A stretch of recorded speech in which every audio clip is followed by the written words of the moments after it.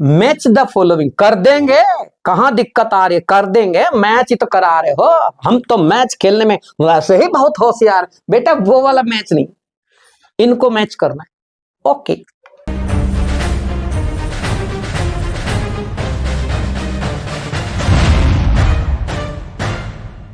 Hello students, hello students, नमस्कार। कैसे हैं आप सब?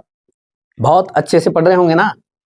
अब देखो, हमारे पास टाइम कम है तो ऑब्वियसली हमें फोकस तो करना पड़ेगा और बहुत शार्प माइंड से पढ़ना पड़ेगा। यूं नहीं कि भाई जिस तरह से रिलैक्स मोड में आप पढ़ चुके हैं पहले, अब उतना रिलैक्स नहीं रह सकते क्योंकि समय बहुत करीब है। जैसे जैसे समय निकलता जा रहा है वैसे वैसे हार्ट बीट बढ़ती जा रही होगी, धीरे धीरे करे एग्जाम नजदीक आ रहा है, एग्जाम नजदीक आ रहा है तो रिवीजन की भी टेंशन बढ़ने लगती है। अब रिवीजन की बात आती है तो इतना बड़ा सिलेबस देख के हमारी तो झाग आ जाते हैं, जान निकल जाती है। करो यार, इतनी सारी केमिस्ट्री, इतना सारा फिजिक्स, इतना सारा बॉटनी, इतना सारा जूलॉजी, क्या करें? तो देखो, सबके आपने शॉर्ट नोट बना रखे होंगे, अब उनको रिवाइज करने का समय है। अब बहुत कुछ ज्यादा इधर उधर हाथ पैर मारने की जरूरत नहीं है। जो शॉर्ट नोट्स आपने बना रखे हैं या आपको अपने सर्स ने बनवा रखे हैं, हर सब्जेक्ट में आपको अपने टीचर्स ने इंपॉर्टेंट चीजें बताई होंगी कि भाई जब अभी तो ये पूरा पढ़ो, लेकिन जब एग्जाम टाइम नियर हो तो आप इन चीजों पे ज्यादा फोकस करना। तो हर टीचर बताते हैं तो आपको बताई होगी, उन चीजों पे ज्यादा फोकस करो। जैसे कि मैं केमिस्ट्री में आपको बता रहा हूं कि इन चीजों पे आपको ज्यादा फोकस करना है। ठीक है, मैं अपनी क्लास में भी स्टूडेंट्स को पढ़ाते पढ़ाते ये बात बताता जाता हूँ कि भाई इस चीज को आप ज्यादा फोकस करना है एग्जाम के दिनों में। उस टाइम पे आप बहुत कम टाइम रहेगा तो इन इन चीजों को तो रिवाइज करना ही है, करना ही है। इनको तो पढ़ के जाना ही है, ये तो आएगा, ये 100% आएगा, इसकी बहुत चांस है, इसके 99% चांस है। मैं इस तरह से बच्चों को बूस्टअप करता रहता हूँ और वो जरूरी है, बच्चा उसको करता है, फिर उसको करता है तो उसको फायदा मिलता है। चलो मैं लेके आया हूँ अगला चैप्टर, एक स्ट्रक्चर ऑफ एटम से क्वेश्चन आपके सामने। देखिए, पहला सवाल है, arrange the following in increasing order of their q by m value. Q by m का मतलब होता है स्पेसिफिक चार्ज। ठीक है, स्पेसिफिक चार्ज ये जो है, देखो जो शुरू शुरू में कैथोड रेज, एनोड रेज, इनको जो है डिस्कवर किया गया, अलग अलग साइंटिस्ट ने अलग अलग तरीके से इनको डिस्कवर किया, अपने अपने एक्सपेरिमेंट किए। तो कैथोड रेज और एनोड रेज के एक्सपेरिमेंट को रटने की जरूरत नहीं है, लेकिन एक बार उनको पढ़ लेना आप। कैथोड रेज की छोटी मोटी प्रॉपर्टीज है, जैसे कैथोड रेज में जो पार्टिकल्स होते हैं वो इलेक्ट्रॉन्स होते हैं। अब इलेक्ट्रॉन्स के लिए क्यू बाई एम हमेशा ऑलवेज फिक्स रहता है। इसका मतलब कैथोड रेज का जो स्पेसिफिक चार्ज है वो हमेशा फिक्स या कांस्टेंट माना जाता है। जबकि एनोड रेज में गैस पार्टिकल्स होते हैं बीच में डिस्चार्ज ट्यूब के अंदर, तो गैस के आयोनाइज पार्टिकल्स, अलग अलग गैस के अलग अलग पार्टिकल बनेंगे, तो वो डिपेंड करता है कि कौन सी गैस आपने भरी। It means Q by M for anode rays is depends on the nature of gas, जो भी आप गैस उसके अंदर भर रहे हैं। तो आप ये छोटी छोटी चीजें उसके अंदर से पढ़ लेना। जब कैथोड रेज के रास्ते में से कैथोड रेज निकलती है, उसके रास्ते में, उसके पाथ पे अगर कोई व्हील रख दे तो क्या होगा, उसका मास क्या है, ये दो चार चीजें छोटी मोटी हैं, वो एक बार रिवाइज करना जरूर है ना बेटा। अब आगे बढ़िए, मैं Q by M निकाल रहा हूँ। Q by M का मतलब होता है कि चार्ज और मास का रेशियो। तो देखो, जैसे न्यूट्रॉन का चार्ज तो होता है 0, मास मैंने मान लिया इसका Mn, ठीक है ना। इसी तरह फिर अल्फा पार्टिकल। अल्फा पार्टिकल क्या होता है मालूम है? डाइकैटायनिक हीलियम। डाइकैटायनिक हीलियम का न्यूक्लियस होता है ये। डाइकैटायनिक हीलियम मतलब इसमें से 2 इलेक्ट्रॉन निकाल दिया आपने, तो इस पे +2 चार्ज आ गया। +2 चार्ज आ गया तो इसका जो चार्ज हो गया वो 2 इलेक्ट्रॉन के इक्वल हो गया, प्लस में पॉजिटिव चार्ज हो गया। और इसका जो मास होता है, मास आप देखो, 2 तो इसमें न्यूट्रॉन है, 2 प्रोटॉन है, ये 2 प्रोटॉन और 2 न्यूट्रॉन, तभी तो 4 हुआ है ना इसका मास। 2 प्रोटॉन 2 न्यूट्रॉन, तो आप चाहो तो टोटल मिला के 4 MP लिख दो, चाहे 4 न्यूट्रॉन लिख दीजिए मास, कोई दिक्कत, क्योंकि प्रोटॉन और न्यूट्रॉन के मास में बहुत ज्यादा डिफरेंस नहीं होता है, इसलिए बराबर से होते हैं, तो 4 MP लिख दिया मैंने। सॉरी। फिर इसके बाद है प्रोटॉन। प्रोटॉन के लिए तो आपको बताई दिए, प्रोटॉन का चार्ज पॉजिटिव में होता है, ई के ही इक्वल होता है। ई मतलब इलेक्ट्रॉन का जो चार्ज मैग्नीट्यूड है उसके इक्वल ही होता है, लेकिन प्लस में होता है। और इसका जो मास है आप उसको MP मान लीजिए, ठीक है। और इलेक्ट्रॉन का तो दुनिया ही जानती है, इलेक्ट्रॉन का चार्ज -E होता है, लेकिन हमें यहाँ चार्ज की मैग्नीट्यूड चाहिए Q by M के अंदर, ठीक है बेटा। Q by M के अंदर मुझे मैग्नीट्यूड चाहिए, Q मास चाहिए, मैग्नीट्यूड चाहिए, मतलब वैल्यू चाहिए, साइन से मतलब नहीं। अब मैं एक एक करके लेता हूं। देखो, जैसे न्यूट्रॉन का, जैसे न्यूट्रॉन का मैंने निकाला तो न्यूट्रॉन का Q/m कैसे निकलेगा? न्यूट्रॉन का Q/m 0/m, ये लो तो बर्बाद हो गए।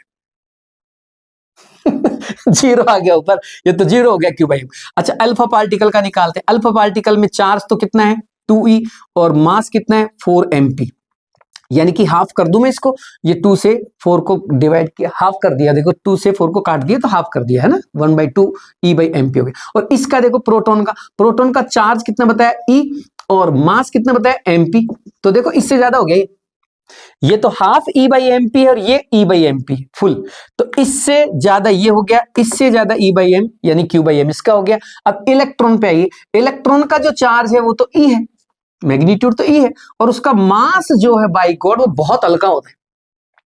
इलेक्ट्रॉन का मास तो पता है ना आपको, सबसे हल्का पार्टिकल, कितना हल्का पार्टिकल है वो 10⁻³ kg लगा लीजिए आप, इतना हल्का पार्टिकल। इसका मतलब आपको Q/m की वैल्यू मिल गई है। ये आपका ऑर्डर है, आप इनको अरेंज कर सकते हैं, 1 से ज्यादा 2, 2 से ज्यादा 3, 3 से ज्यादा 4, सबसे ज्यादा Q/m 4th नंबर यानी इलेक्ट्रॉन का होगा। अब मैं लेके चलता हूं आगे, आओ मेरा बच्चा। When mass of proton of and electron is 2 time, अरे ये क्या कर रहा है भाई, mass of neutron is 3/4 of the original value, then find the percentage increment or decrement of atomic mass of oxygen। कमाल है, ये पॉसिबल है क्या? अरे ऐसा हो नहीं सकता, ये तो क्वेश्चन है, पूछ रहे कि अगर ऐसा कर दे तो क्या हो। वैसे ऑक्सीजन का बायोडेटा बताता हूं मैं आपको, ऑक्सीजन का बायोडेटा, ऑक्सीजन का जेड यानी एटॉमिक नंबर 8 होता है, यानी कि इसमें प्रोटॉन 8 होते हैं, इलेक्ट्रॉन 8 होते हैं, न्यूट्रॉन इसमें 8 होते हैं, इसका मास जो है एटम का एटॉमिक मास वो 16 होता है। यही होता है। ये क्या चाह रहा है, क्या करवाना चाह रहा है चेंज, देखना, देखिए क्या चेंज कराना चाह रहा है। ये कह रहा है कि जो प्रोटॉन का मास है ना, mass of proton and electron 2 time कर दिया जाए। ओके, प्रोटॉन के मास को 2 टाइम कर दिया, ठीक है, इलेक्ट्रॉन के मास को भी 2 टाइम कर दिया। ओके, फिर और क्या चाहता है, और न्यूट्रॉन का जो है ना उस वैल्यू को 3/4 कर दीजिए। न्यूट्रॉन 8 का 3/4 है ना, 8 का 3/4 कर दो। अरे कुछ आ रही है का समझ में? ठीक है गुरुजी, कर दिया मैंने, आपने जैसे जैसे बोला वैसे वैसे कर दिया। प्रोटॉन का मास डबल कर दिया, ये 16 हो गया, इलेक्ट्रॉन का 16 हो गया, और ये हो गया 6। अब वो कह रहे कि बता ऐसा करने के बाद क्या चेंज आया, बता किस में चेंज की बात कर रहे हो गुरुजी? एटॉमिक मास में। ओके, तो एटॉमिक मास तो इसका प्रोटॉन न्यूट्रॉन को मिलाने से आएगा ना, हाँ तो मिला, 16 तो कर दिए प्रोटॉन और न्यूट्रॉन कर दिए 3/4 यानी 6, ये लो सर 22 आ गया। और पहले कितना था, पहले तो 16 ही था, अब कितना हो गया, ये तो 22 हो गया सर। बढ़ गया, हाँ बता परसेंटेज में कितना बढ़ गया। अरे समझ में आ रहा है, तो कैसे निकालोगे, कितना बड़ा चेक करो, कितना चेंज आया दोनों में। 16 और 26 का चेंज आ गया, तो ऊपर तो लिखो चेंज जो आया था वो कि 6 से इंक्रीज हो गया, नीचे लिखो इनिशियल वैल्यू और इनटू कर दो 100 इक्वल्स टू परसेंटेज चेंज आ गई आपकी। अरे समझ में आ रहा है क्या? ऐसे आप परसेंटेज चेंज निकाल सकते हो, जो आंसर आएगा कह देना भाई इतना परसेंट इंक्रीमेंट हो गया, अप्रोक्स 37% के करीब चेंज आ रहा है। समझ में आ गई बात? आगे बढ़ते हैं, अच्छा सवाल है, खूब पहले भी पूछा गया है, चांस बनते हैं वापस, बहुत शानदार सवाल है। मैच द फॉलोइंग, कर देंगे, कहां दिक्कत आ रही है, कर देंगे, मैच ही तो करा रहे हो, हम तो मैच खेलने में वैसे ही बहुत होशियार बेटा, वो वाला मैच नहीं, इनको मैच करना है। Okay, isotones, number of neutron same होने चाहिए, आइसोटॉन्स, the species which have same number of neutrons are known as isotons, the species which have same mass are known as isobars।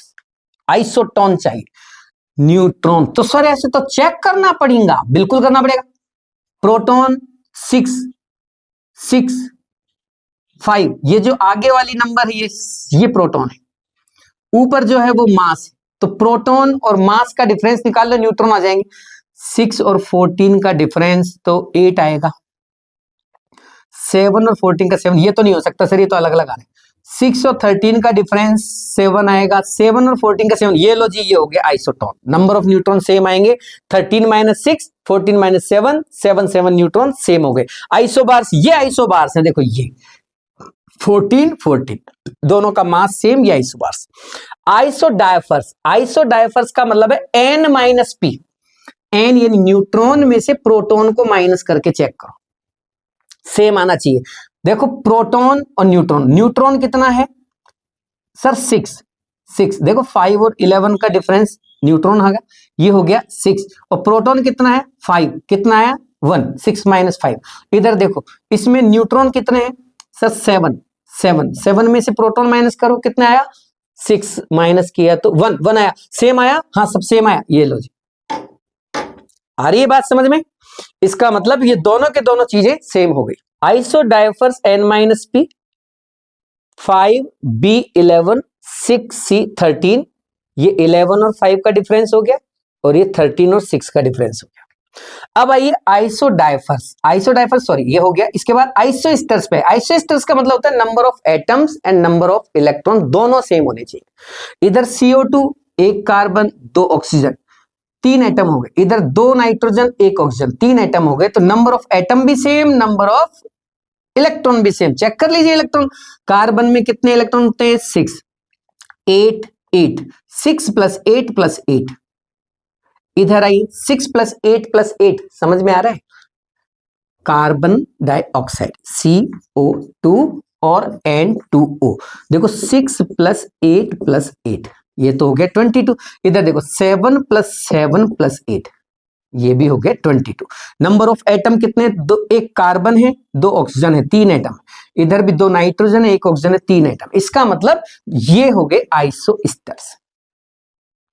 Next question है, 2 isotopes of boron with their percent abundance. आप गौर से देखिए, question में बोल रहा है percentage abundance, मतलब nature में वो कितना कितना परसेंट मिलता है, एग्जिस्ट करता है। बोरॉन के आइसोटॉप हैं गिवन बिलो। इफ AIM का मतलब average isotopic mass of boron is 10.81, then calculate the value of x, मतलब फाइनली वो अबंडेंस पूछ रहा है बोरॉन की। दोनों आइसोटॉप्स की, एक बोरॉन 10.01 है, एक बोरॉन 11.01 है, दोनों का परसेंटेज अबंडेंस यानी नेचर में एग्जिस्टेंस पूछा जा रहा है। अब कैसे निकालेंगे, सीधा सा फॉर्मूला है, average isotopic mass equals to m1 x1 plus m2 x2 upon x1 plus x2। ये नीचे वाली वैल्यू तो देखो हमेशा 100 ही आएगी, क्योंकि दोनों मिला के जितने भी आइसोटॉप होंगे सब मिला के 100% अबंडेंस दिखाएंगे। तो AIM की वैल्यू उसने दे रखी है कितनी, वो दे रखी है 10.81, ये आ गया 10.81। M1 का मतलब है किसी एक आइसोटॉप का मास, जैसे 10.01 मैंने बोरॉन का एक का मास ले लिया 10.01। x1 आपने x% मान रखा है इसको, मैंने इसको x मान के मल्टीप्लाई कर दिया। मुझे यही तो चाहिए परसेंटेज अबंडेंस, x ही तो वैल्यू निकलवा रहा है वो, प्लस M2 की वैल्यू देखो इधर, ये बोरॉन का सेकंड आइसोटॉप हो गया जिसकी 11.01 वैल्यू दे रखी है मास की उसने 11.01। तो ये तो मास है M1 और M2, और ये उनके परसेंटेज अबंडेंस है। और ये इसको मान लिया मैंने x2 की जगह, ये कह रहे हैं 100 माइनस x मान लीजिए इसको, ये 100 माइनस x मान लिया अपॉन नीचे x1 और x2 की दोनों की वैल्यू मिला के तो 100 ही होगी, ये मैंने नीचे 100 कर दिया और इसको मैंने कर दिया कैलकुलेट। तो देखो 100 इधर आ गया, 10.81 into 100 equals to 10.01x plus 11.01 into 100 minus 11.01x। आप इसे सॉल्व करिए, आपको 20% अबंडेंस मिलेगा बोरॉन के इस आइसोटॉप्स का, यानी x की वैल्यू आ गई 10.01 वाला जो बोरॉन आइसोटॉप है उसकी, और बचा हुआ जो मास है, बचा हुआ जो परसेंटेज है, यानी कि 100 माइनस 20 करोगे तो 80% अबंडेंस इन नेचर बोरॉन 11.01 की होगी। ये सवाल IIT में पूछा जा चुका है पहले, मैं बता दूं आपको, वही सवाल मैंने लिया है। कई बार वो उल्टा भी कर देते हैं, वो AIM नहीं देते, कुल मिला के जो भी पूछेगा एक ही तो चीज पूछेगा ना, आपको x पूछेगा तो इसकी वैल्यू देगा, और अगर ये पूछेगा तो x की वैल्यू देगा, सीधी सी बात है। तो कुल मिला के बात ये कि बहुत ही इंपॉर्टेंट सवाल है, बहुत अच्छे से तैयार करना है इनको, ठीक है। अब जो मैं समझाने जा रहा हूं उसमें से एक क्वेश्चन आने के खूब अच्छे चांस बनते हैं, बहुत अच्छे से इन क्वेश्चंस को देखना और समझने की कोशिश करना। सारे टॉपिक आपने पढ़ रखे हैं, आप घबराएं नहीं, बस आपका रिवीजन हो जाएगा और इस बहाने एक अच्छा इंपॉर्टेंट क्वेश्चन जो इस बार के लिए इंपॉर्टेंट है नीट के लिए, वो आपके सामने आ जाएगा। चलो शुरू करते हैं।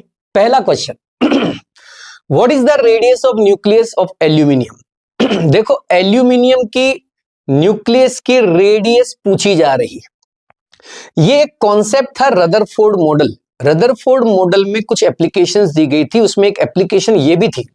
आप रदरफोर्ड की एप्लीकेशंस को एक बार देख लेना, ठीक है, बहुत अच्छी हैं, काम की हैं, काम में आती हैं, पूछी जाती हैं। एप्लीकेशन थी कि किसी भी न्यूक्लियस की जो रेडियस होती है वो उसके एटॉमिक मास की पावर 1/3 के प्रोपोर्शनल होती है। यानी कि nucleus radius is directly proportional to A के ऊपर 1/3, यानी ए की पावर 1/3 लगा के उसके प्रोपोर्शनल कर देना। और इस प्रोपोर्शनल के साइन को हटाने के लिए हमको सबको पता है कि एक कांस्टेंट लगाना पड़ता है, और उस कांस्टेंट की वैल्यू भी मैं आपको बता रहा हूं, कभी वैसे जरूरत पड़ेगी नहीं, पड़ जाए तो याद रखना। आर नॉट की वैल्यू यहां पे 1.33 इंटू 10⁻13 सेंटीमीटर। कभी पूछ ले तो दिमाग में तो रखना इसको कम से कम। कांस्टेंट है आर नॉट, यानी कि हर एक एटम या एलिमेंट के लिए ये फिक्स रहेगी और ए बदलता रहेगा। अब ये सवाल करे कि एल्यूमिनियम के लिए इसको रिलेशन चाहिए। अब देखो ज्यादा हम थ्योरी पे नहीं जाएंगे, क्योंकि थ्योरी पढ़ना अब अपना मकसद नहीं है, अपना मकसद अब उन क्वेश्चंस को करना है जो आपके लिए इंपॉर्टेंट, क्योंकि थ्योरी तो आप पढ़ ली ना, बहुत सारे 8-10 महीने 10-12-11 महीने से पढ़ रहे हो ना आप उन चीजों, तो अब इतनी ज्यादा उनमें दिमाग नहीं लगाना। अब आपको बस छोटी छोटी चीजें जो काम की हैं, जो इंपॉर्टेंट है, उन पर फोकस करना है। जैसे मान लीजिए एल्यूमिनियम की पूछ रहा है, तो मैंने लिखा आर एन या न्यूक्लियस की radius equals to r naught. अब ये देखो आंसर भी गौर से देख लो, जब क्वेश्चन को सॉल्व करो तो एक बार ये देख लिया करो आंसर किस फॉर्म में दे रखा है। पता लगा आपने मल्टीप्लाई कर दिया, आंसर वैसे था ही नहीं। आर नोट को यहाँ कैलकुलेट करा ही नहीं रहा, वो आर नोट को आर नोट ही लिख के छोड़ रखा है, इसका मतलब आर नोट की फॉर्म में आंसर लेके आना है। ए, एल्यूमिनियम का मास होता है कितना? 27। अरे एल्यूमिनियम का एटॉमिक नंबर 13 होता है और उसका एटॉमिक मास कितना होता है? 27 होता है ना। उस 27 को यहां लिख रहा हूं मैं, क्या मैं 27 को 3 की पावर 3 लिख सकता हूं? अरे 3 की पावर 3 का मतलब 3 इंटू 3 इंटू 3, तो 27 हो गया ना। तो 3 की पावर 3 लिख के और इसके ऊपर लगा दिया मैंने 1/3। काट डालिए 3 से 3 को, आपका आंसर आ जाएगा 3R0। This is the answer. सवाल पहले भी पूछा जा चुका है, ये वाला मैं बात बता दूं आपको, इंपॉर्टेंट है, पहले भी ये सवाल पूछे जा चुका है। इस टाइप के 2-3 सवाल खूब सारे क्वेश्चन आपने किए भी होंगे। अब इनको फोकस करो, ध्यान रखना, इस तरह से अपने को जब भी कोई न्यूक्लियस की रेडियस के बारे में पूछे, उसकी रेंज पूछे, तो आप इस तरह से बता दें। ये हो गया आपका पहला सवाल, हटा देते हैं इसको ताकि जगह हो। ये क्वेश्चन भी इधर से हटा दिया। अब आइए सेकंड क्वेश्चन की ओर। सेकंड क्वेश्चन है ratio of nucleus, lightest nucleus. भैया सबसे हल्का न्यूक्लियस कब हो सकता है, एक बात बताइए। सबसे हल्का न्यूक्लियस, न्यूक्लियस में कौन कौन होते हैं? न्यूक्लियस में प्रोटॉन होते हैं और न्यूट्रॉन होते हैं। इलेक्ट्रॉन तो न्यूक्लियस में होते नहीं, तो प्रोटॉन और न्यूट्रॉन दोनों होते हैं न्यूक्लियस के अंदर। कई एटम, अब एक एटम ऐसा भी है जिसके अंदर केवल प्रोटॉन ही होता है, न्यूट्रॉन होता ही नहीं, जैसे कि हाइड्रोजन की अगर हम बात करें। अरे होता है कि नहीं होता? हाइड्रोजन का न्यूक्लियस केवल एक ही प्रोटॉन से बनता है। तो दुनिया का सबसे हल्का जो एलिमेंट है, जो सबसे हल्का न्यूक्लियस है, वो हाइड्रोजन का ही होगा कि नहीं होगा? और हाइड्रोजन का न्यूक्लियस सबसे हल्का तभी माना जाता है जब उसमें एक ही प्रोटॉन होता है। हाइड्रोजन के और भी 2 आइसोटोप हैं, एक प्रोटियम है, एक ड्यूटेरियम, एक ट्राइट्रियम है, लेकिन वो हल्का नहीं है। प्रोटियम तो सबसे हल्का है क्योंकि उसमें एक ही प्रोटॉन, लेकिन ड्यूटेरियम और ट्राइट्रियम इससे हैवी है। तो मुझे लाइटेस्ट चाहिए, यानी सबसे हल्का चाहिए। तो सबसे हल्का तो तभी होगा जब न्यूक्लियस के अंदर केवल और केवल एक ही प्रोटॉन हो, यानी हम प्रोटियम की बात कर सकते हैं। यानी कि उसमें से भी एक इलेक्ट्रॉन निकाल दीजिए तो केवल P+ यानी कि प्रोटॉन बन गया। सबसे हल्का न्यूक्लियस यानी कि एक एटम जिसके न्यूक्लियस में केवल एक ही प्रोटॉन हो, इससे हल्का तो कुछ हो भी नहीं सकता। 0 तो कर नहीं सकते आप, न्यूक्लियस के अंदर कम से कम एक प्रोटॉन तो होगा ही, ठीक है। इसके अलावा जितने भी एटम्स हैं, जितने भी एलिमेंट्स हैं, सब में न्यूक्लियस के अंदर प्रोटॉन्स भी होते हैं, न्यूट्रॉन्स भी होते हैं, दोनों ही होते हैं। लेकिन हाइड्रोजन के अंदर यानी प्रोटियम के अंदर केवल एक प्रोटॉन होता है, तो मैं केवल उसी की बात कर रहा हूं। तो लाइटेस्ट न्यूक्लियस जो होगा वो किसका होगा? प्रोटॉन का, यानी कि हाइड्रोजन का हो गया। 1H1, 1H1 यानी एक प्रोटॉन का मास, ये तो रखना है ऊपर, ये तो रख दिया मैंने ऊपर 1.67 इंटू 10⁻⁻27 kg। ये तो हो गया ratio of lightest nucleus and mass of electron. नीचे मास ऑफ इलेक्ट्रॉन भी लेके आओ, 9.1 इंटू 10⁻31 kg। समझ में आ रहा है किस किस का रेशियो पूछ रहा है वो? अरे देखो तो सही क्या कर रहा है वो, रेशियो ऑफ लाइटेस्ट न्यूक्लियस यानी सबसे हल्के न्यूक्लियस और मास ऑफ इलेक्ट्रॉन यानी सबसे हल्के पार्टिकल। सबसे हल्का पार्टिकल इलेक्ट्रॉन है ना, इस पार्टिकल का जो स्टेबल पार्टिकल है इसका मास 9.1 इंटू 10⁻31 kg होता है। अब इन दोनों को जब आप काटोगे तो आपका आंसर आएगा 1840 टाइम। यानी कि अपन कहें तो इलेक्ट्रॉन के मास से प्रोटॉन का मास या लाइटेस्ट न्यूक्लियस का मास 1840 टाइम ज्यादा होता है। समझ में आ रहा है? यानी कि लाइटेस्ट न्यूक्लियस का जो मास है वो इक्वल होता है किसके? 1840 time of mass of electron. Electron के मास से 1840 गुना ज्यादा मास होता है प्रोटॉन का या लाइटेस्ट न्यूक्लियस का। तो बहुत ही अच्छा सवाल है, इसे भी आप याद रखें, 1840 टाइम मोर। ठीक है, ये अपना अगला क्वेश्चन हो गया, इसे भी हटा देते हैं। अब आइए आगे। Next question, if an electron moves from, एक इलेक्ट्रॉन मूव कर रहा है चौथे शेल से पहले शेल में।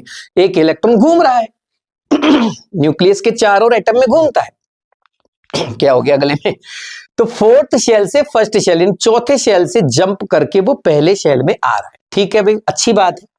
क्या चाहते हो आप? ये कह रहा है कि आप उसकी एनर्जी कैलकुलेट करो कि वो ऊपर से जब चौथे शेल से पहले शेल में आया तो कितनी एनर्जी रिलीज करके आया। क्यों भाई रिलीज करके क्यों आएगा? अरे रिलीज करके इसलिए आएगा कि अकॉर्डिंग टू क्वांटम थ्योरी जब इलेक्ट्रॉन ऊपर से नीचे वाले शेल में आता है तो एनर्जी रिलीज करता है और नीचे से ऊपर जाता है तो एनर्जी अब्जॉर्ब करके जाता है। क्योंकि ऊपर से नीचे आने पर धीरे धीरे एनर्जी की वैल्यू कम होती जाती है। अगर मैं हाइड्रोजन की बात करूं तो हाइड्रोजन में ये रहा न्यूक्लियस, ये पहला शेल, ये दूसरा शेल, ये तीसरा शेल, ये चौथा शेल, ये पांचवा शेल। तो मैं कह रहा हूं कि सबसे पहला जो शेल है इसकी एनर्जी -13.6 इलेक्ट्रॉन वोल्ट होती है। उसके बाद -3.4 इलेक्ट्रॉन वोल्ट होती है। उसके बाद -1.51 इलेक्ट्रॉन वोल्ट होती है। उसके बाद -0.85 इलेक्ट्रॉन वोल्ट होती है। तो ये रट लो आप, ये 4-5 एनर्जी की वैल्यूज तो याद ही रखो, हाइड्रोजन की तो कम से कम। तो देखो आप ऊपर जाते जा रहे हो, जाते जा रहे हो, जाते जा रहे हो, जैसे जैसे ऊपर जा रहे हो निगेटिव वैल्यू कम होती जा रही है। अरे समझ में आ रही है? यानी कि वैल्यू अगर एनर्जी के देखें तो एनर्जी की वैल्यू बढ़ती जा रही है और एट इन्फिनिटिव शेल यानी कि लास्ट में अनंत पे जाके, इनफाइनाइट पे जाके ये वैल्यू मैक्सिमम हो जाती है और जीरो हो जाती है।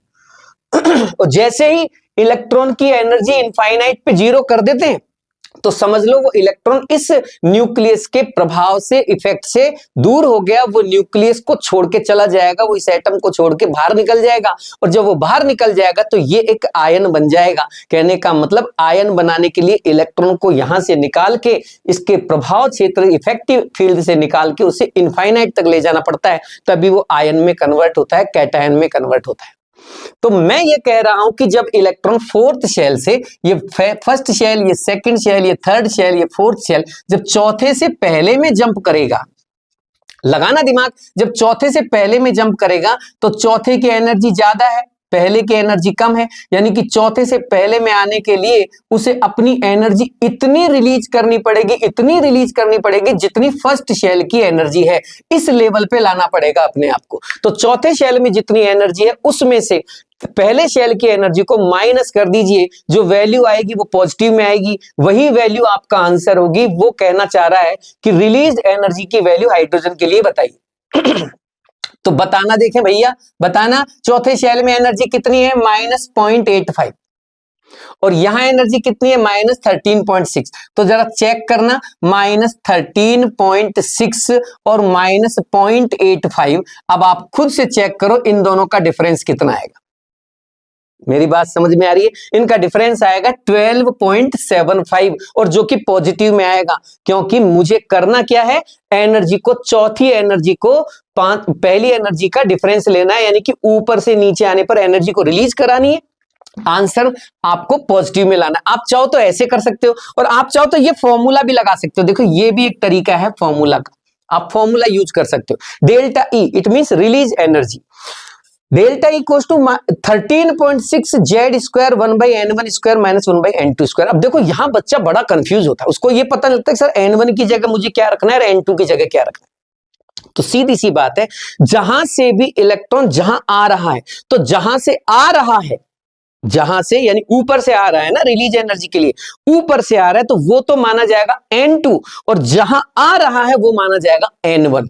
यानी कम वाले शेल को तो n1 मानना है और ज्यादा वाले नंबर को आपको n2 मानना है। अब फोर्थ से फर्स्ट में आ रहा है ना, तो फोर्थ को तो n2 मानना है और फर्स्ट को n1 मानना है। अरे आ रही है समझ में? वापस सुन लीजिए, डेल्टा ई इक्वल्स टू 13.6, ये डिफरेंस है भैया, इसलिए पॉजिटिव में आ रहा है।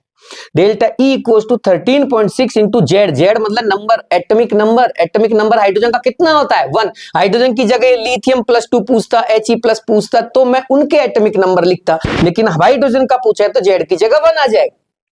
अब कोई जरूरी नहीं है वो हाइड्रोजन की पूछे, वो लिथियम प्लस की भी +2 की पूछ सकता है, He+ आयन की पूछ सकता है, पूछेगा मोनो इलेक्ट्रॉनिक सीरीज की, क्योंकि मोनो इलेक्ट्रॉनिक स्पीशीज में ही आपको बोर का कॉन्सेप्ट लगाना है। मल्टीपल इलेक्ट्रॉन्स वाली सीरीज में या मल्टीपल इलेक्ट्रॉन्स वाले किसी एलिमेंट में आप बोर कॉन्सेप्ट नहीं लगा सकते, because bore concept applied on only and only mono electronic species, चाहे वो H एटम हो और चाहे वो कोई आयन। अगर आपसे कोई पूछे कि सोडियम पर क्या आप बोर कॉन्सेप्ट लगा सकते हैं? नहीं लगा सकते, सोडियम पे नहीं लगेगा, Na+10 पे लगेगा। Na+ के 10 करने के बाद वो एक इलेक्ट्रॉनिक स्पीशीज में कन्वर्ट हो जाता है। तो Na पर नहीं, Na+10 पे लगाना, He पर नहीं, He+ पे लगाना, Li पर नहीं, Li+2 पे आपको बोर का कॉन्सेप्ट लगाना है, एनर्जी निकालनी है उनके लिए। तो डेल्टा ई इक्वल्स टू 13.6। अब देखो 1/n1 स्क्वायर, n1 यानी फर्स्ट शेल में आ रहा है तो n1 का जगह आ जाएगा 1, तो 1/1 स्क्वायर माइनस 1/4 स्क्वायर और आपका आंसर बन जाएगा ये 12.75। इट्स ओके, ये हटा दीजिए, अब ये भी खत्म हो गया। अब आपका अगला सवाल देखो, ये वैल्यूज रट लेना, मैं बार बार कह रहा हूं, ये तो रटी होनी चाहिए, गलत बात है ये, आपको निकालनी नहीं है, ये तो रटना ही है। समझ में आ रहा है? वैसे तो आप निकाल सकते हो एनर्जी का फॉर्मूला लगा के, total energy equals to -13.6 into Z square upon n square electron volt per atom, निकाल लो। लेकिन कहां तक निकालोगे? हाइड्रोजन की तो कम से कम याद रखो, हाइड्रोजन के अलावा कोई और एलिमेंट आता है, कोई और स्पीशीज आती है तो उसकी आप निकाल लेना, इस फॉर्मूला से मना नहीं कर रहा। हाइड्रोजन की 4-5 शेल की एनर्जी याद रखेंगे आप, ठीक है। अब हटाओ इसको, ये क्वेश्चन भी हो गया। नेक्स्ट सवाल, which of the following relation is correct relation? कौन सा रिलेशन इनमें से करेक्ट है? शानदार सवाल पूछा जा चुका है पहले, मैं बता दूं आपको। अब मैं आपको सन नहीं बताऊंगा कौन से सन में कौन से ईयर में आया है, आप देखो खुद देखो प्रीवियस एग्जामिनेशंस के क्वेश्चन, ताकि आपको पता लगे कि क्या पूछा जा रहा है। ये सवाल पूछा जा चुका है। टी, यहां टी का मतलब टाइम पीरियड से है। टाइम पीरियड जो होता है वो 1/ν यानी फ्रीक्वेंसी का उल्टा होता है। इसी तरह फ्रीक्वेंसी जो होती है वो टाइम पीरियड की उल्टी होती है। नंबर ऑफ साइकिल पर सेकंड को फ्रीक्वेंसी कहते हैं। नंबर ऑफ साइकिल, कोई इलेक्ट्रॉन जब साइक्लिक कर रहा होता है, साइकिल बना रहा होता है, न्यूक्लियस के चारों ओर घूम रहा होता है, तो एक सेकंड में कितने साइकिल कंप्लीट किए, वो उसकी फ्रीक्वेंसी कहलाती है। तो अगर मान लीजिए इनके रिलेशन देखें तो टी का रिलेशन होता है प्रोपोर्शनल टू n³ और न्यू का रिलेशन हो जाएगा इससे उल्टा, न्यू प्रोपोर्शनल टू n⁻³ जब ये सही है तो ये भी सही है, ये दोनों सही है और ये भी सही है। देखो रेडियस का फॉर्मूला भी सही है। रेडियस जो होती है, रेडियस का फॉर्मूला होता है 0.529 into n² upon Z angstrom. अगर वो मीटर में कहे तो एंगस्ट्रम को मीटर में बदल लेना, सेंटीमीटर में कहे तो एंगस्ट्रम को सेंटीमीटर में बदल लेना। अरे एंगस्ट्रम को मीटर सेंटीमीटर में तो बदलना आता है ना कम से कम, क्या करने आए हो फिर यहाँ इस क्लास के अंदर? क्या लेना देना है अगर ये चीजें नहीं आती तो? अब यहाँ कोई थ्योरी थोड़ी चल रही है, कोई पूरे चैप्टर या कॉन्सेप्ट थोड़ी पढ़ाए जा रहे हैं। यहां सिर्फ उन्हीं चीजों को पढ़ाया जा रहा है जो इंपॉर्टेंट है, जो इंपॉर्टेंट क्वेश्चन है मैं उनसे जुड़ी हुई बातें बताऊंगा। पूरे चैप्टर नहीं बता सकता बेटा, इतना टाइम नहीं है आप लोगों के पास, मेरे पास तो बहुत टाइम है। क्या तुम्हारे पास इतना टाइम है? तुम्हारे पास जितना टाइम है उतना काम करना है। अब आपको जो बता रहा हूं वो करते जाओ। ये हो गया रिलेशन, तीनों रिलेशन सही हैं, ये भी सही, ये भी सही, ऑल ऑफ दीज आंसर आएगा। समझ में आ रही है मेरी बात? कोई दिक्कत है किसी को? छोटे छोटे सवाल है, इंपॉर्टेंट। आगे next, find out the ratio of radius. अब रेडियस का रेशियो पूछ रहा है आपको। अलग अलग एलिमेंट यानी अलग अलग स्पीशीज देके उनके अलग अलग शेल में रेडियस का रेशियो पूछ सकता है। आपको एक ही एटम देके या एक ही एलिमेंट देके उसके दो डिफरेंट शेल्स में रेडियस का रेशियो पूछ सकता है। आपको एक ही तरह का एलिमेंट दे दिया जाए और उसकी रेडियस किसी भी शेल में पूछी जाए तो आपको सीधा सा यही फॉर्मूला बताना है, यही लगाना है। जैसे मान लीजिए आपसे कहा जाए कि Li+2 के थर्ड शेल की रेडियस बताइए, तो find out the or calculate the radius of third shell in Li+2 ion. तो आप R लिखेंगे, 0.529 लिखेंगे, इनटू करेंगे n स्क्वायर की जगह वो शेल लिखेंगे जिसकी रेडियस पूछी जा रही है। थर्ड शेल की पूछी जा रही है तो 3 स्क्वायर, सेकंड की पूछी जा रही है तो 2 स्क्वायर, फिफ्थ शेल की पूछी जा रही है तो 5 स्क्वायर। जेड उसका एटॉमिक नंबर लिखेंगे जिसकी बात चल रही है। लिथियम की बात चल रही है तो जेड की जगह लिथियम का एटॉमिक नंबर, हाइड्रोजन की बात चल रही तो हाइड्रोजन का एटॉमिक नंबर, सोडियम +10 की बात चल रही तो सोडियम का एटॉमिक नंबर लगाइए, आंसर लाइए। ध्यान रखना आंसर एंगस्ट्रम में आएगा। अगर ऑप्शन में आंसर मीटर में दे रखे हैं तो इस एंगस्ट्रम को मीटर में बदल लेना, सेंटीमीटर में आंसर आ रहे हैं तो इसको सेंटीमीटर में कन्वर्ट कर लेना। ठीक है, इसके बाद आगे बढ़ते हैं। Find out the ratio of radius if electron are revolving in second and fourth orbit in Li+2। ये सवाल था हमारा। तो मैंने कहा जब भी आपसे रेशियो पूछे, मैं पहले भी पिछली क्लासेस में बता चुका हूं, जब भी दो चीजों में कंपेयर करवाए, जब भी एक की वैल्यूज देकर दूसरे की पूछे, जब भी एक कंडीशन के बारे में बताकर दूसरी कंडीशन का कुछ पूछा जा रहा हो तो दोनों कंडीशंस का, दोनों चीजों का फॉर्मूला लिखो और उनको अट्टा बट्टा कर दो। अट्टा बट्टा जानते हो? एक के फॉर्मूला को ऊपर लिख दो, एक के फॉर्मूला को नीचे लिख दो। आपकी मर्जी हो, जिसको ऊपर लिखो, जो मन हो उसको नीचे लिखो, लेकिन ऊपर नीचे लिख दीजिए और सेम सेम चीजें काट डालिए। आप देखना थोड़ी देर में आंसर निकल जाएगा। वापस सुन लीजिए, जब भी दो कंडीशंस, दो सॉल्यूशंस, दो रिएक्शंस, दो कोई भी कॉन्सेप्ट्स की बात या कंपैरिजन की जा रही हो, एक के बारे में वैल्यूज दे रखी हो, दूसरे की किसी वैल्यू को पूछा जा रहा हो, तो दोनों के फॉर्मूला लिखिए।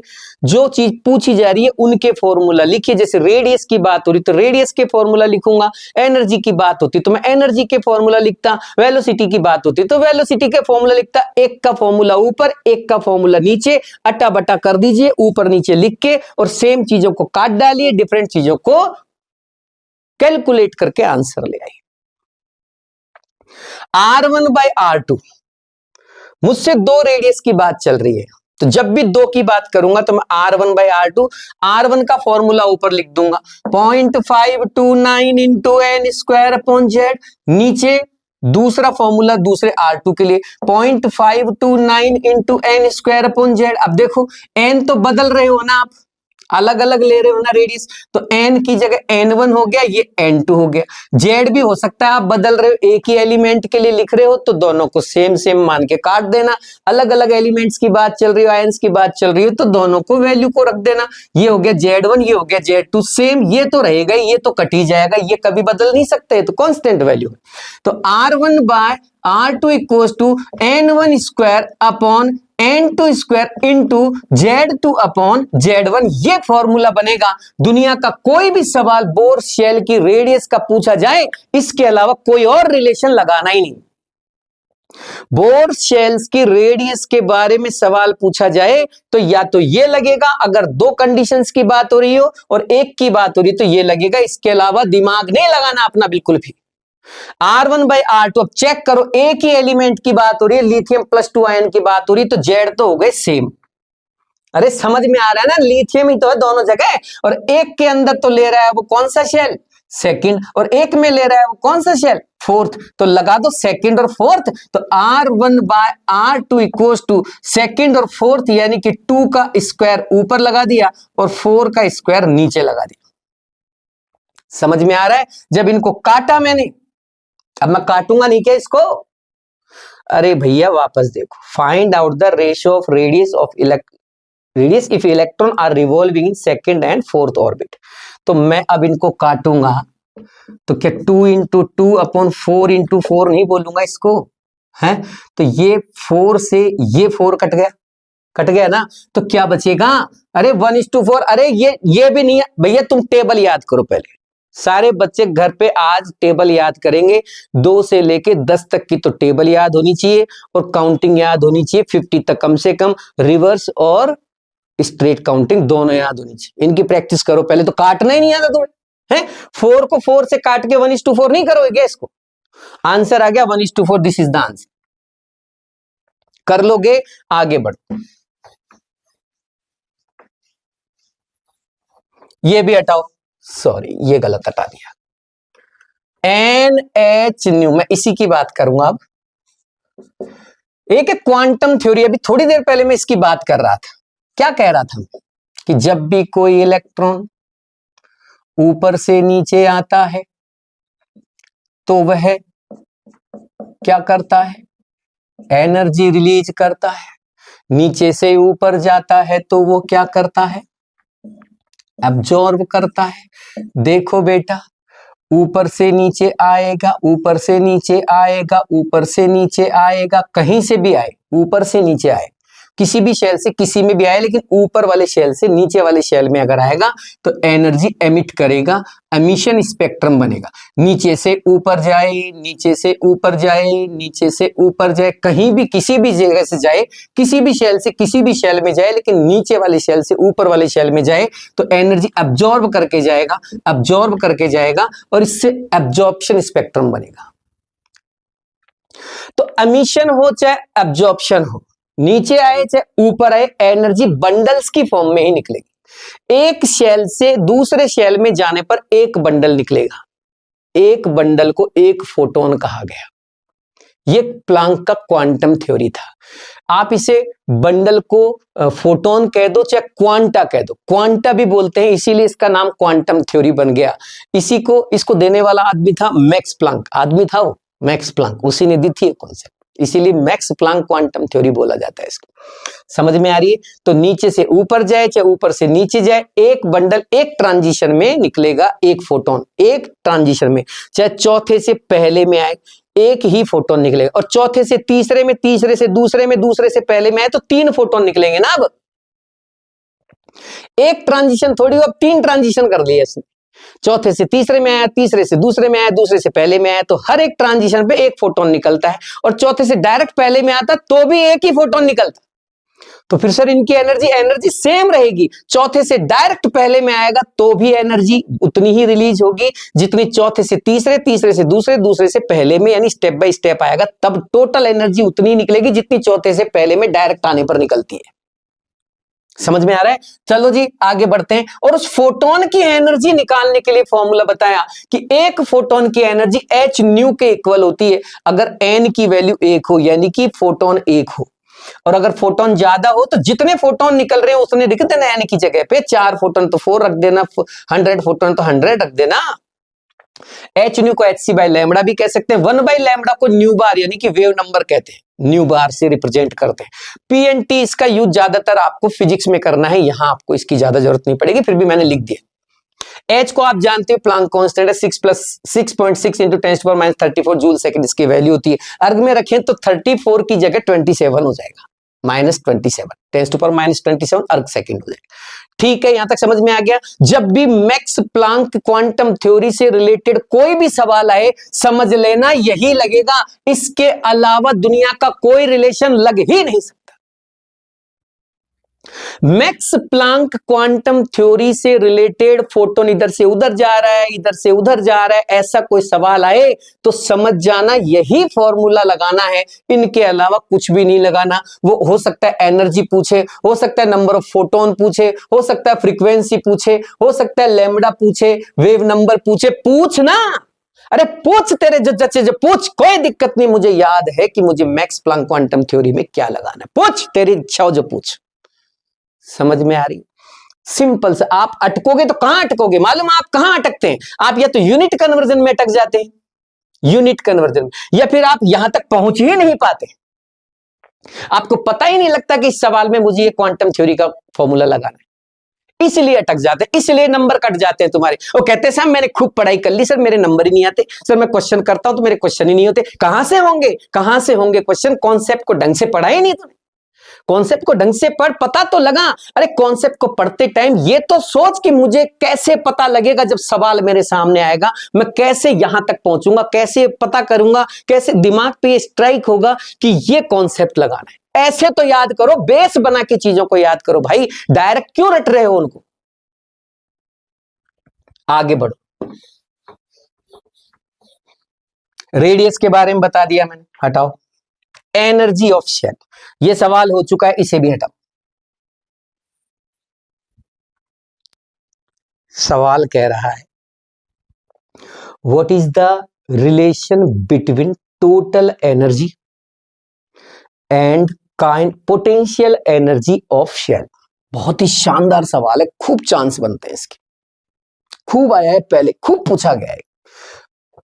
अरे भैया मैं एक भी चीज फालतू नहीं लाऊंगा, पहले मैं आपके पहले ही बता देता हूं, कोई भी चीज ऐसी नहीं आएगी जो काम आपको ये लगे कि सर आप तो कम बता रहे हो, कम चीजें बता के, तो मैं कम ही बताऊंगा, मैं तो वही बताऊंगा जो इस बार के लिए इंपॉर्टेंट है। मैं फालतू चीज बताऊंगा ही नहीं ना, क्योंकि ना तो आपके पास इतना टाइम है और ना मुझे भी पता है कि आपके पास इतना टाइम नहीं है। मैं आपका टाइम खराब नहीं करूंगा, वो तो कर लिया आपने बहुत, वो तो कर लिया ना, साल भर से पढ़ते रहे उन चीजों को, सबको पढ़ते रहो, उनको कौन मना कर रहा है आपको? मैं को मना कर रहा हूं क्या उनको पढ़ने? खूब पढ़ो, आपकी इच्छा हो जो पढ़ो। मैं तो ये कह रहा हूं कि जो मैं बता रहा हूं उनको भी पढ़ लो, बस यही तो कह रहा हूं आपसे। Okay, what is the relation between total energy and potential energy of shell? तो भैया मैं आपको बता दूं, बोर के कॉन्सेप्ट के अकॉर्डिंग टोटल एनर्जी निकालने का ये फॉर्मूला था। Total energy -13.6 into Z square. ये माइनस का साइन क्या है, माइनस क्यों आता है? ये माइनस का साइन बताता है कि वो इलेक्ट्रॉन अट्रैक्शन से बंधा हुआ है न्यूक्लियस के साथ, यानी कि वो इलेक्ट्रॉन न्यूक्लियस की ओर खिंचा हुआ है, अट्रैक्ट है। बाइंडिंग एनर्जी को रिप्रेजेंट करते हैं इस निगेटिव साइन से। निगेटिव साइन इस बात को बताता है कि इलेक्ट्रॉन न्यूक्लियस की ओर बंधा हुआ है, न्यूक्लियस से अट्रैक्ट है, न्यूक्लियस की ओर बाइंडिंग है, ये कहना चाहता है निगेटिव का साइन। ये भी सवाल पूछ लेते हैं कई बार। टोटल एनर्जी, जब आप इसकी कैलकुलेशन, इसकी डेरिवेशन आपने पढ़ी होगी ना, तो उसमें टोटल एनर्जी का फॉर्मूला आएगा 1/2 kZd²/r। और जब वैल्यूज रखी होगी ना इसमें, सारी की सारी रेडियस फेडियस सब चीज रखी होगी ना, तब जाके ये फॉर्मूला निकल के आता है। तो टोटल एनर्जी का फॉर्मूला होता है -12। पोटेंशियल एनर्जी का देखो -12 हटा दिया इसमें से, फॉर्मूला वो का वो, ये बस हाफ हटा दिया। देख लो, आप देख लो, आप देख लो, आंखें फाड़ के देख लो, वही चीज है। यहां टोटल एनर्जी -12 kZd²/r है और यहां पोटेंशियल एनर्जी -kZd²/r है। इधर काइनेटिक एनर्जी देखो, फिर वही kZd²/r, kZd²/r, kZd²/r। तो रिलेशन निकलेगा कि नहीं निकलेगा? सब में एक ही तो चीज दिख रही है, ये माइनस में हाफ है, ये प्लस में हाफ है, ये माइनस में 1 है। तो रिलेशन बना लो। कैसे बनाओगे रिलेशन? साफ नजर आ रहा है रिलेशन, क्या बना क्या लो, साफ दिख तो रहा है रिलेशन, नजर नहीं आ रहा रिलेशन क्या है? ये टोटल एनर्जी हो गई, ये पोटेंशियल एनर्जी हो गई, दोनों का माइनस माइनस। जब भी मैंने कहा ना, जब भी रिलेशन पूछे, जब भी दो चीजों में कंपैरिजन कराए, तो क्या करते हैं? अभी तो बताया क्या करते हैं, अट्टा बट्टा कर देते हैं ना, दोनों फॉर्मूलाज को अट्टा बट्टा कर दो, टी के नीचे पी लिख दो, चाहे पी के नीचे टी लिख दो, और ये दोनों फॉर्मूला लिख दो। जब इनको काटोगे तो माइनस से माइनस कट जाएगा। ये टोटल एनर्जी अपॉन -1/2 kZe²/r, और ये पोटेंशियल एनर्जी देख लो, देख लो, -12 kZe²/r। मैं वही कर रहा हूं जो मैंने बोला। अब इसका फॉर्मूला लिखो, बराबर minus k Z e square upon r. और मैंने क्या कहा था, अटा बटा कर दो, यही कहा था। अटा बटा करते ही देखो ये गए, माइनस गया, ये टोटल एनर्जी बच गई, ये पोटेंशियल एनर्जी बच गई, इधर बच गया 1/2। क्या, तो total energy equals to P, उधर गया पोटेंशियल एनर्जी अपॉन 2, या potential energy equals to 2 into total energy. ढूंढ लो आंसर, ढूंढ लो आंसर। अब ये तो कर लोगे, कम से कम आंसर तो ढूंढ लोगे। टोटल एनर्जी पोटेंशियल एनर्जी का रिलेशन ये दिख रहा है ना, चौड़े में नजर नहीं आ रहा क्या? ये दिख तो रहा है। ये समझे कि नहीं समझे बेटा? कई बच्चे सोच रहे हैं सर ये क्या हो रहा है, चिल्ला क्यों? अरे मैं चिल्ला नहीं रहा, जोश दिखा रहा हूं, अपना जोश। अरे अगर पढ़ाने वाला ही जोश में नहीं पढ़ाएगा तो तुम जोश में पढ़ोगे कैसे? पढ़ाने वाले को जोश दिखाना पड़ेगा, तब बच्चा पूरी कंसंट्रेशन के साथ देखेगा कि क्या आफत हो गई भाई। समझो कि एक चीज को, समय कम है और मैं दिल से चाहता हूं कि मेरे सारे बच्चों का सिलेक्शन हो, दिल से चाहता हूं। समझ में आ रही? मैं अगली साल फिर पढ़ाऊंगा, लेकिन मैं तुम्हें नहीं पढ़ाना चाहता भाई को। मैं अगली साल नए बच्चों को पढ़ाना चाहता हूं। इस बार जो पढ़ रहे हैं उनका इसी बार सिलेक्शन हो जाए, ये मेरी दिल से इच्छा है। समझ रहे हैं मैं क्या कह रहा हूं? ठीक है, आगे बढ़ते हैं। एक और क्वेश्चन यहां लिखा हुआ है लास्ट, उसको और देख लीजिए। क्या कह रहा है क्वेश्चन? ये कह रहा है कि इलेक्ट्रॉन जंप कर रहा है ऊपर से, हाँ, ऊपर से नीचे आ गया डायरेक्ट। जब ऊपर से अगर नीचे आ जाता है डायरेक्ट तो टोटल एनर्जी हो जाती है टीई, ये मान लिया। और अगर वो एक एक करके आता है स्टेप बाय स्टेप, यहां से यहां, यहां से यहां, यहां से यहां, और इस टाइम इनकी जो एनर्जी है वो E1, E2 और E3 है रेस्पेक्टिवली। तो ये कह रहा है कि टोटल एनर्जी और इन एनर्जीज में रिलेशन क्या होगा। अभी तो बताया था, क्या बताया था मैंने, कि ऊपर से नीचे फोर्थ शेल से फर्स्ट शेल में आ रहा है मान लो। अब वो डायरेक्ट आए चाहे स्टेप बाय स्टेप आए, डायरेक्ट आएगा तो भी उतनी ही एनर्जी का फोटोन निकलेगा जितना स्टेप बाय स्टेप आने पर निकलेगा। कहने का मतलब अगर मैं इन तीनों को ऐड कर दूं तो टोटल एनर्जी के इक्वल आएगा। जब टोटल एनर्जी इनके इक्वल होगी तो फिर तो फ्रीक्वेंसी भी इक्वल हो जाएगी, क्योंकि टोटल एनर्जी की जगह एच न्यू लिखूंगा तो यहाँ hν1, hν2, hν3। और जब ये सही हो गया तो फिर तो ये भी सही हो जाएगा, क्योंकि न्यू की जगह c/λ आता है। तो hc/λ, hc/λ1, hc/λ2, hc/λ3, hc cut जाएगा, तो तीनों ही रिलेशन सही हैं। ये आपका आंसर बन गया। कुछ आ रहा है समझ में? बहुत कुछ पढ़ा है बेटा आप लोगों ने, बिल्कुल मैं मानता हूं। पढ़िए, जो जो आपके टीचर्स ने पढ़ाया सब पढ़िए, कोई मना नहीं है। लेकिन अब जैसे जैसे, ये तो आप मानते हो ना कि अब समय जैसे जैसे कम होता जाएगा, वैसे वैसे उतना सारा मटेरियल तो रिवाइज नहीं हो पाएगा ना, ये तो हम जानते हैं। अरे जिन चीज़ों को हम 1 साल से पढ़ रहे हैं, जिन चीज़ों को हम पिछले 300 डेज से पढ़ रहे हैं या 250 डेज से पढ़ रहे हैं, जिन चीज़ों, कई बच्चे तो और भी पहले से 11th में भी तैयारी कर रहे थे, 12th से भी तैयारी कर रहे थे, फाउंडेशन किया होगा, तो 2-2, 3-3 साल हो गए एक्चुअली अगर देखा जाए तो। क्योंकि 11th में भी आप यही सोच के तो पढ़ रहे थे कि मुझे एक दिन नीट का एग्जाम फाइट करना है, 12th में भी तो आपने यही सोच के पढ़ाई की कि मुझे एक दिन नीट का एग्जाम फाइट करना है, और अब आप तैयारी कर रहे हो। तो कितना समय हो गया, जब इतने समय से हम इतनी सारी चीजें पढ़ के आए हैं, तो अब तो लास्ट टाइम है ना, उन सारी चीजों को रिवाइज करना इतना इजी तो नहीं होगा ना। बहुत सारा मटेरियल हो गया है, उन सारे मटेरियल को अब धीरे धीरे जैसे जैसे समय कम होता जाएगा, पढ़ पाना बहुत मुश्किल हो जाएगा।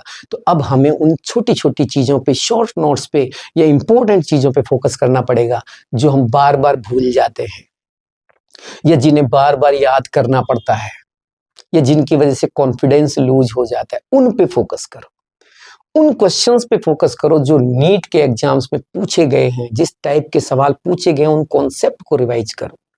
क्योंकि मोस्टली ये देखा गया है कि प्रीवियस एग्जामिनेशन पेपर्स में जो क्वेश्चंस पूछे जाते हैं, उन्हीं कॉन्सेप्ट का इस्तेमाल न्यू पेपर्स में भी किया जाता है, कमिंग पेपर्स में भी उन्हीं का इस्तेमाल होता है। लेकिन जो उन क्वेश्चंस की जो वैल्यूज हैं, उनकी जो नंबर्स हैं, उनकी जो न्यूमेरल वैल्यू, उनको चेंज कर दिया जाता है, थोड़ा ऊपर नीचे करके पूछ लेते हैं। पूछते तो वही चीज है ना, वो चीजें बदल थोड़ी जाएंगी, कॉन्सेप्ट थोड़ी ना बदल जाएंगे। आज से 5 साल पहले जो कॉन्सेप्ट थे, अब मैक्स की क्वांटम थ्योरी है, अब ये पहले जो थी वो आज भी है। ये तो है नहीं कि ये बदल गई, या अगली साल ये और बदल जाएगी, ये तो वो ही रहने वाली है। इसलिए काम की चीजों पे फोकस करें मेरे बच्चों, ठीक है। आप चिंता ना करें, बहुत कुछ आपके साथ अच्छा होने वाला है। मैं आपके साथ हूं मेरे बच्चों, मैं आपके साथ हूं, आप चिंता मत करो। हर बार आता रहूंगा, बार बार आता रहूंगा आपके सामने, और तब तक आता रहूंगा जब तक तुम लोगों तक वो सारे क्वेश्चन नहीं पहुंचा देता जो इस बार के लिए बहुत ज्यादा इंपॉर्टेंट है। इसी के साथ आगे बढ़ते हैं। फिर से एक क्वेश्चन लेके आ रहा हूं थोड़ी देर में, तब तक के लिए नमस्कार।